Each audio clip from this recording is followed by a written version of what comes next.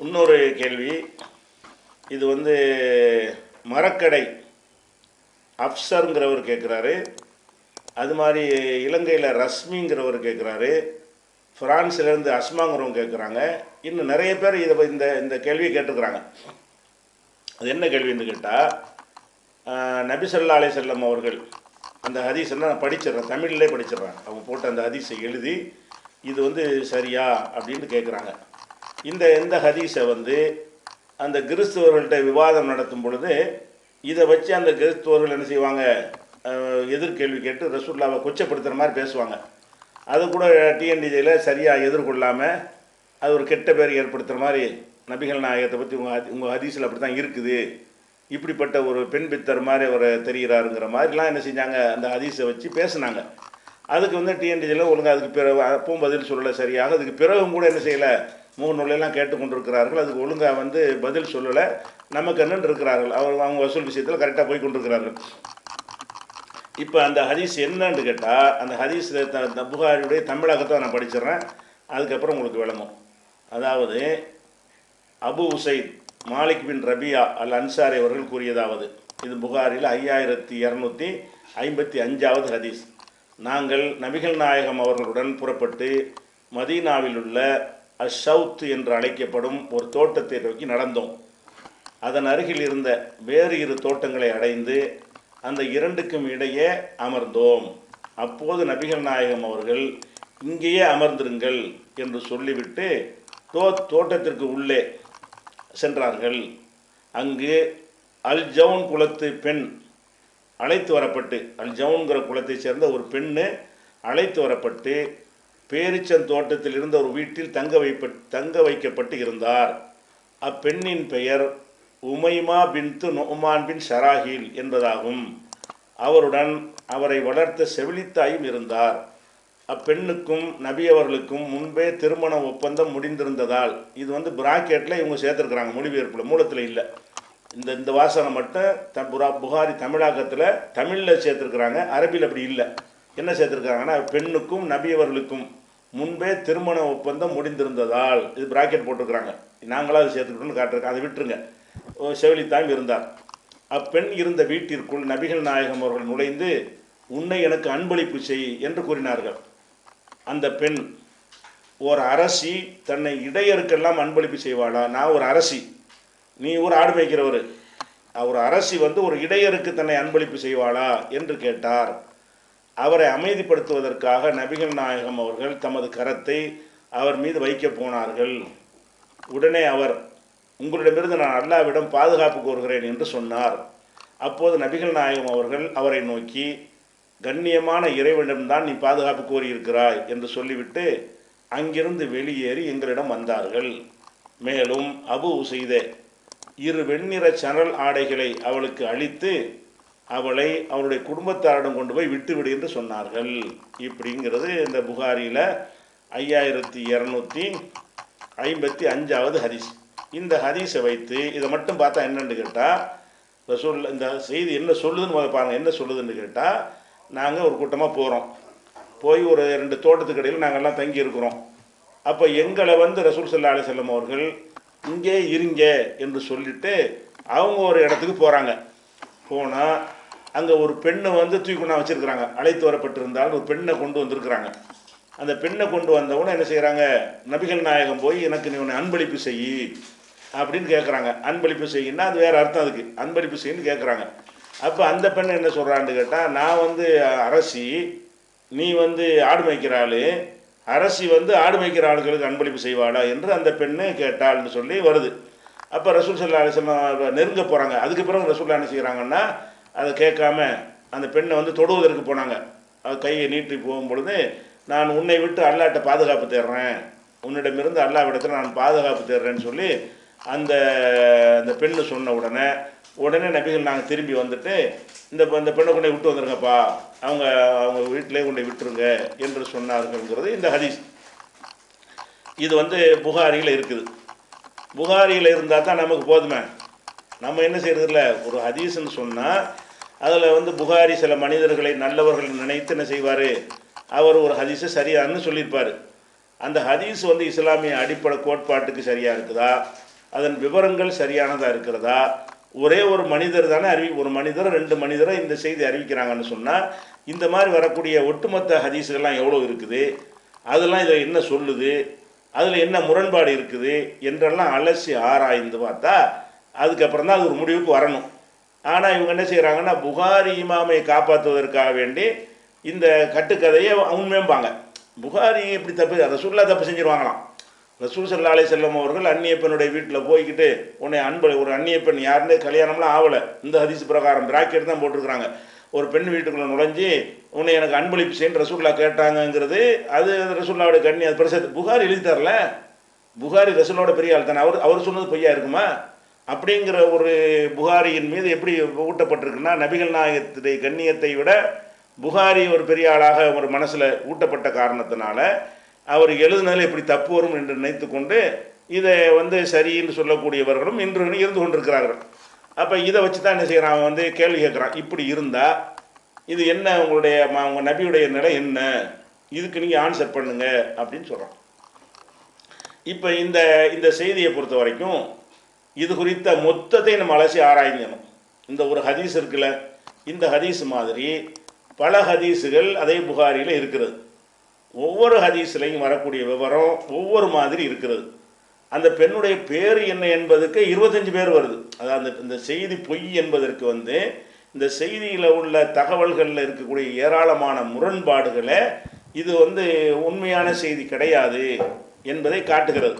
முதல் விஷயம் என்னென்னு கேட்டால் 5255 ஹதீஸ் தான் பார்த்துக்கிட்டு இருக்கிறோம். அதில் என்ன வருதுன்னு கேட்டால் ஒரு பெண்ணை கொண்டு வந்துட்டாங்கன்னு வருது. ஒரு பெண்ணை தூக்கிட்டு வந்துட்டாங்க, அந்த செவிலித்தாயோட எந்த ஒரு மகனமும் வரல. ஒரு பெண்ணு வந்திருக்கிறார், அந்த பெண்ணோட துணையாக ஒரு செவிலித்தாய் வளர்ப்பு தாய் வந்திருக்கிறாள். அந்த பெண்ணையும் வளர்ப்பு தாயையும் சஹாபாக்கள் கொண்டு வந்துட்டாங்க ரசூலுல்லாஹ்வுக்காக வேண்டி.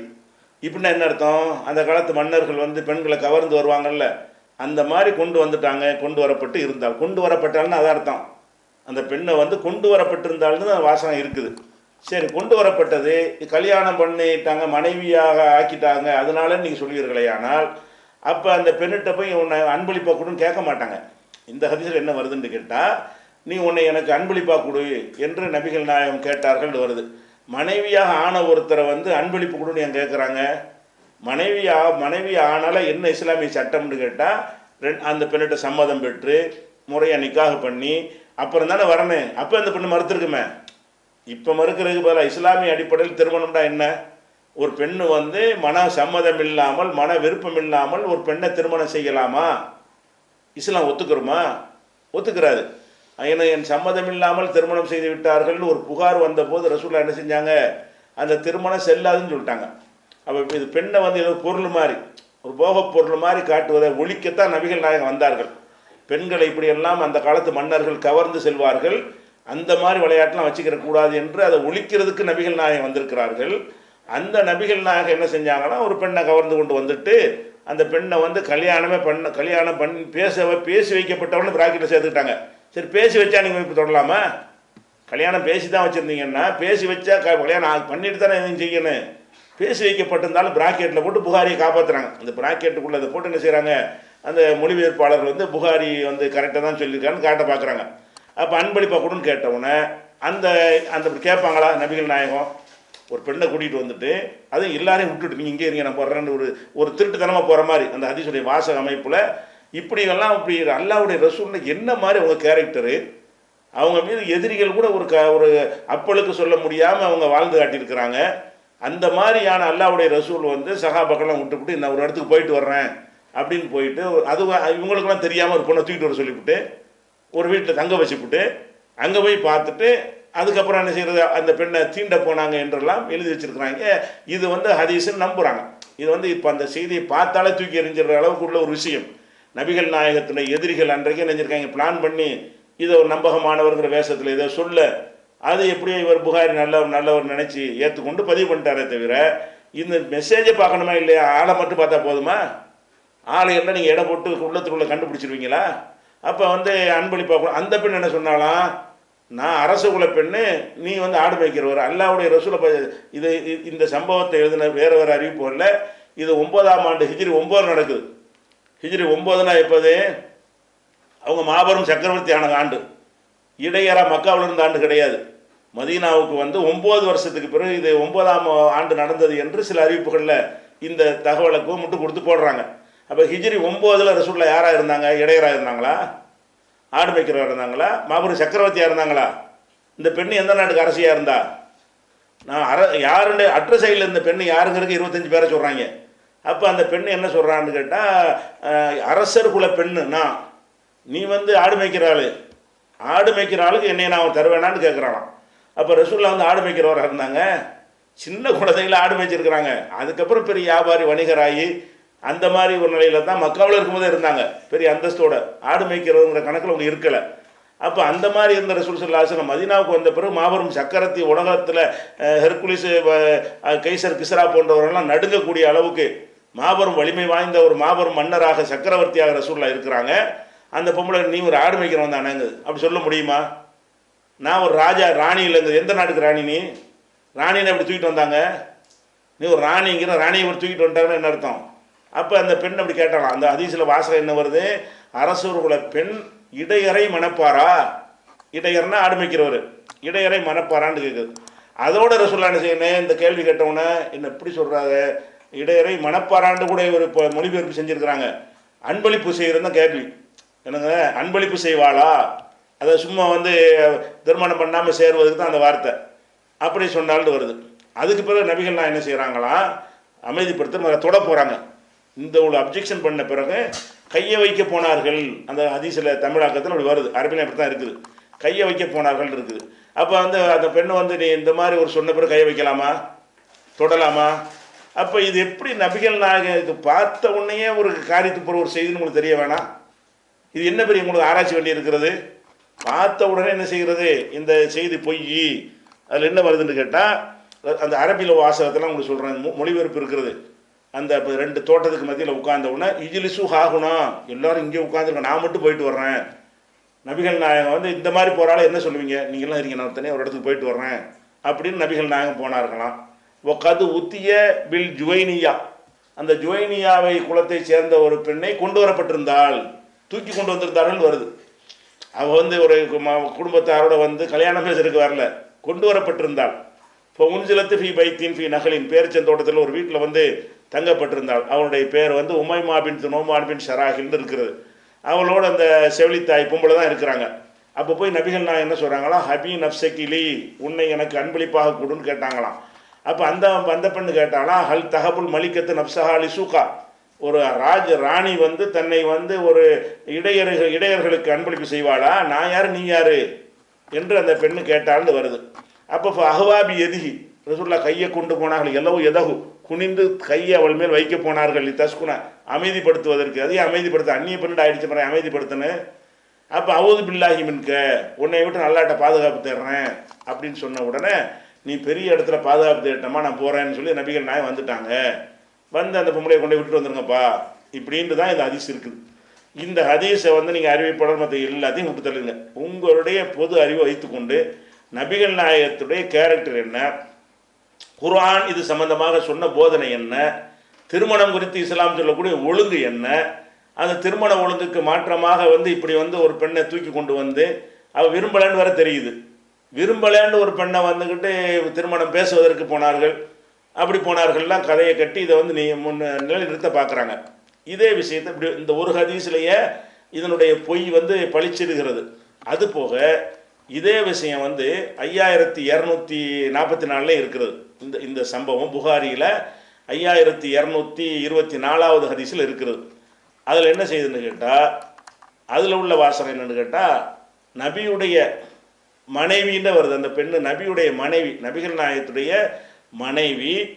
இந்த ஜவுன் என்பவருடைய மகளாகிய அவள் வந்து வீடு கூட அனுப்பி வச்சாங்களாம். அது கல்யாணம்லாம் முடிஞ்சு வச்சுன்னு வருது. இந்த சம்பவத்துக்கு அந்த சம்பவத்தை இவ்வளோ முரண்டு பாருங்கள்.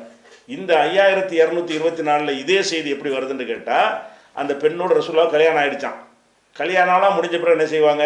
பொண்ணை ஜோடிச்சு மாப்பிள்ளை அனுப்புவாங்கல்ல, அந்த மாதிரி அனுப்பும் பொழுது அப்போ தான் வந்து உன்னை விட்டு நான் பாதுகாப்பு தர்றேன்னு சொன்னால் அப்படின்னு வருது. அப்போ கல்யாணம் ஆட்சின்னு சொன்னால் அவன் ஏன் பாதுகாப்பு தர்றேன்னு சொல்கிறா? கல்யாணம் ஆட்சின்றா தான் சம்மதம் கேட்டு தான் கல்யாணம் பண்ணணும். அது அல்லாஹ்வுடைய ரசூல் நமக்கு விட்ட கட்டளை. வலுக்கட்டாயமாக எந்த குர்ஆனில் தெள்ள தெளிவாக இருக்கிற வலுக்கட்டாயமாக அடைவது உங்களுக்கு மார்க்கத்தில் உங்களுக்கு லா யஹில்லுல கொண்டு வருது, உங்களுக்கு ஹலால் இல்லைன்னு நல்லா சொல்லி காட்டுறான். இது வலுக்கட்டாயமாக கல்யாணம் பண்ண மாதிரி தான் இந்த செய்தியின் மூலம் தெரிகிறது. கல்யாணம் பண்ணிட்டு அலங்கரித்து அனுப்பும் பொழுது நீ என்கிட்ட நெருங்காத அப்படின்ட்டு இந்த மாதிரி உலகத்தில் நடக்குது. பொண்ணை வலுக்கட்டாயமாக கல்யாணம் பண்ணி வச்சுருவாங்க, அந்த பொண்ணு மாற்றேன்னு சொல்லணும். இது மற்றவன் செய்யுமா தப்பான ஒரு செயல். இஸ்லாமில் செய்யலாமா? அல்லாஹ்வுடைய தூதர் அப்படி செய்வாங்களா? நபிகள் நாயகம் அவர்களுடைய கேரக்டருக்கு ஏற்ற மாதிரி இது இருக்குதா? அந்த ஒரே சம்பவம் ஏன் முரணா வருது? அதில் கல்யாணமே பண்ணலை இப்போ தான் போகிறாங்கன்னு வருது. இதில் அவங்களுடைய மனைவியான அந்த இப்னத்துல் ஜவுனு என்பவள் வீடு கூடுவதற்கு அனுப்பும்போது உன்னை விட்டு அல்லாட்ட பாதுகாப்பு தர்றேன்னு அவர் சொன்னதாக அந்த செய்தியில் வருது. இதே செய்தி தான். அப்போ நபிகள் நான் என்ன செஞ்சாங்கன்னா, அப்படின்னா உன் மகத்தான பாதுகாப்பு தேடிட்ட, அப்போ உன் குடும்பத்தாட்ட போய் சேர்ந்துக்க என்று அனுப்பிவிட்டார்கள் அப்படின்றதை இந்த இதில் புகாரில் 5224 ஹதீஸில் இருக்கிறது. அப்போ அதில் கல்யாணம் ஆகலைன்னு வருது. அப்போ தான் கல்யாணத்துக்கு போய் கேட்க போகிறாங்கன்னு வருது.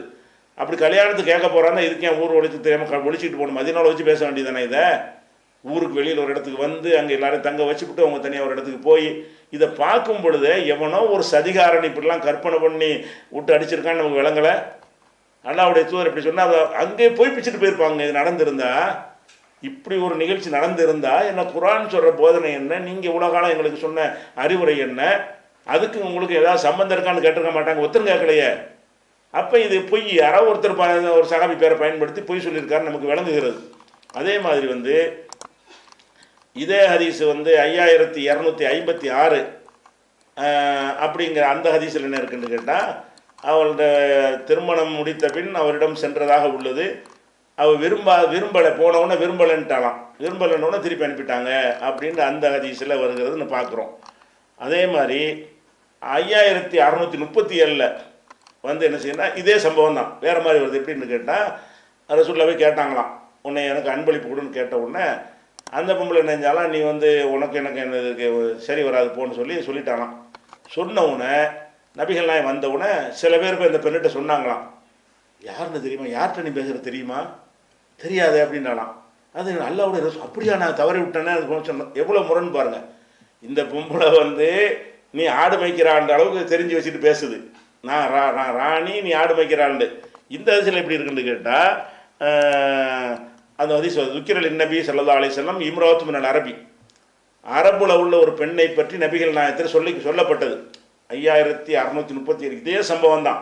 5637 ஹதீஸில் என்ன வருதுன்னு கேட்டால், அரபு கோத்திரத்தில் ஒரு பெண்ணை பற்றி நபிகிட்ட வந்து சொல்கிறாங்க, அழகான ஒரு பெண், அழகான ஒரு பச்சைக்கிளி மாதிரி ஒரு பொண்ணு இருக்குது அப்படிங்கிற மாதிரி சொல்கிறாங்க. அப்போ ரசூலுல்லாஹ் என்ன செய்கிறாங்கன்னா, அமர அபா உசைதின் சாதி, அபு உசைது என்பவரை அனுப்பி யூர்சிலை இலைஹா அவர்கிட்ட போய் ஆளை கூட்டிகிட்டு வா, அந்த பெண்ணை தூக்கிட்டு வாங்குறாங்க. இப்படி ரசூலுல்லாஹ் சொல்லுவாங்களா?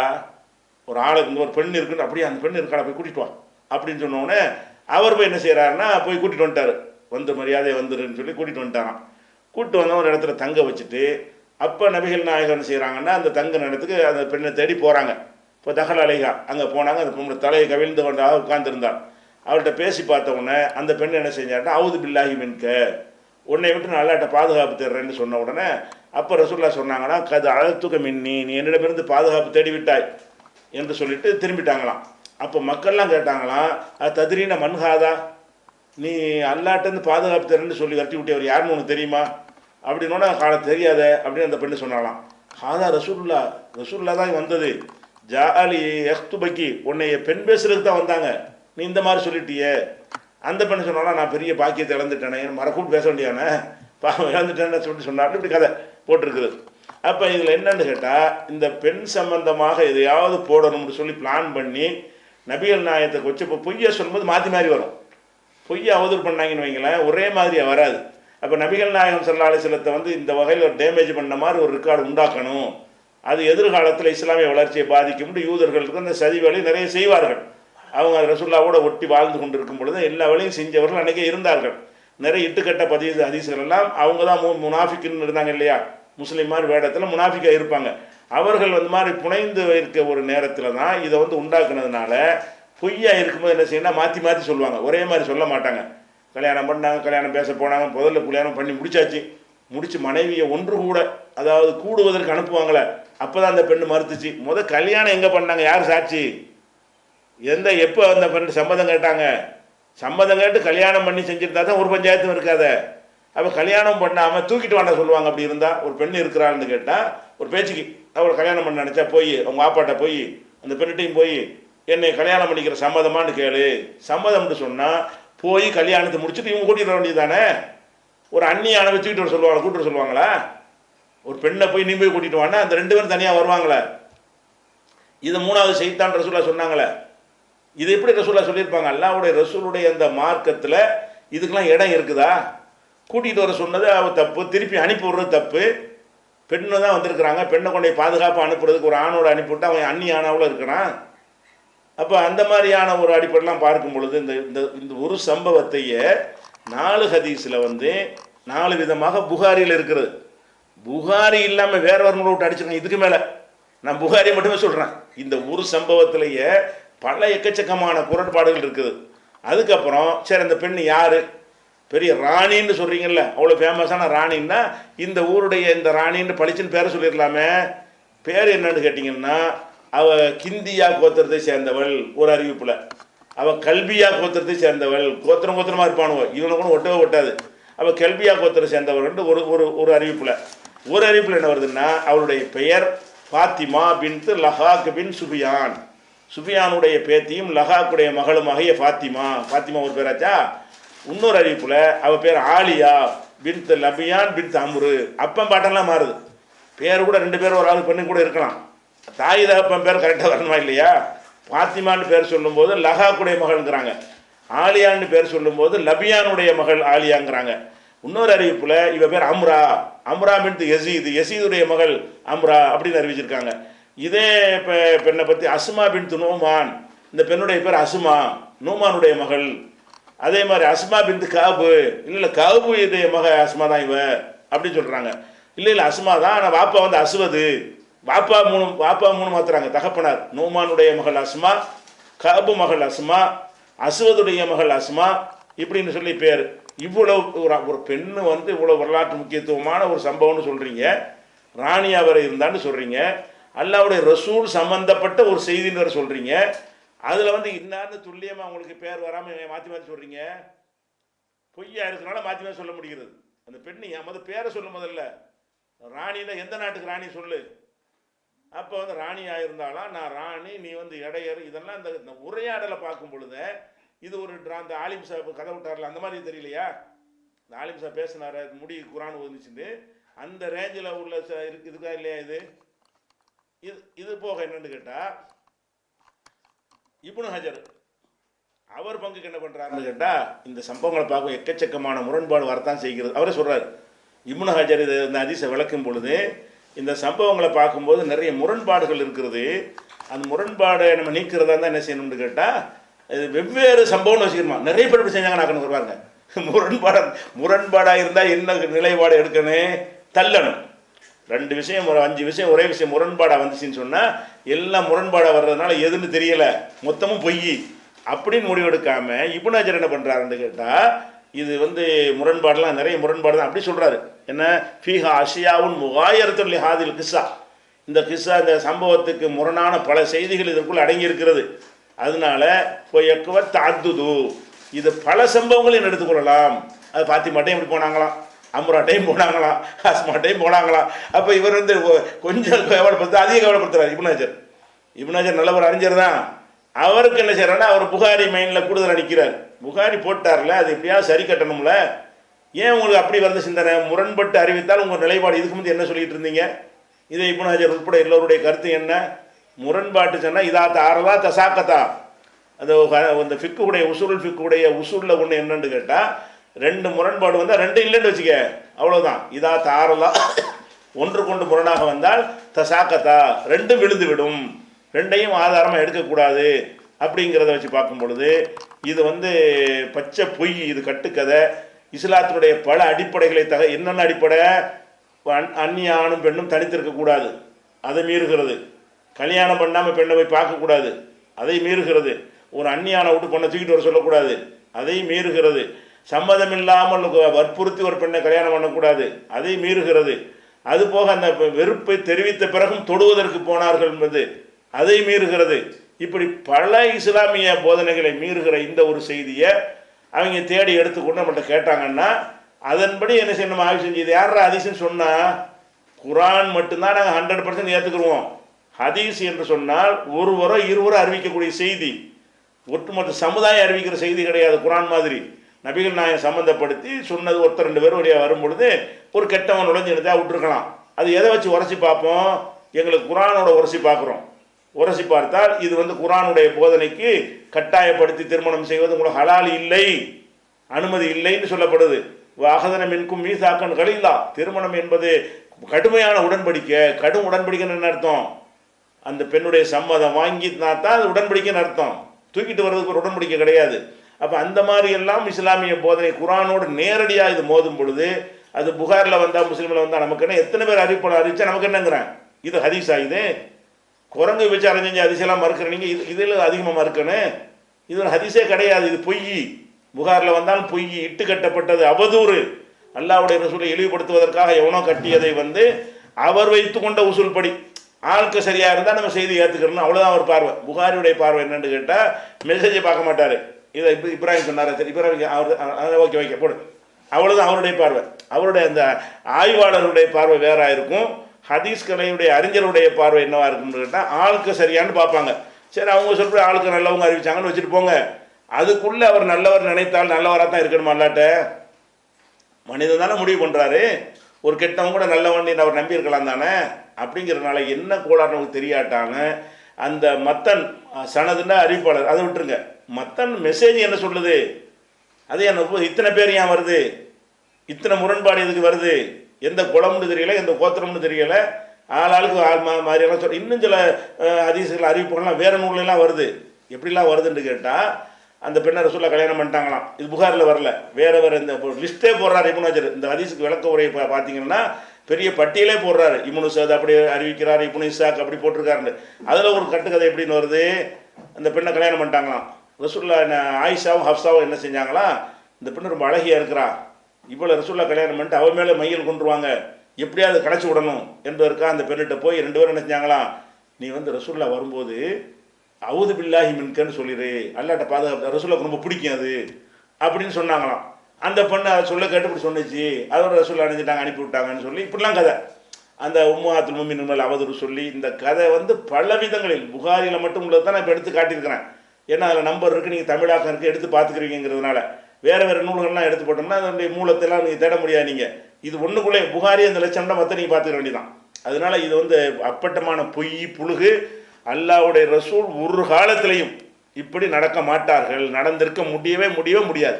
அதனால் எவன் சொன்னாலும் நம்ம என்ன செய்ய வேண்டியதில்லை, ஏற்றுக்கிற வேண்டியது இல்லை. அதான் அதுக்குரிய பதில்.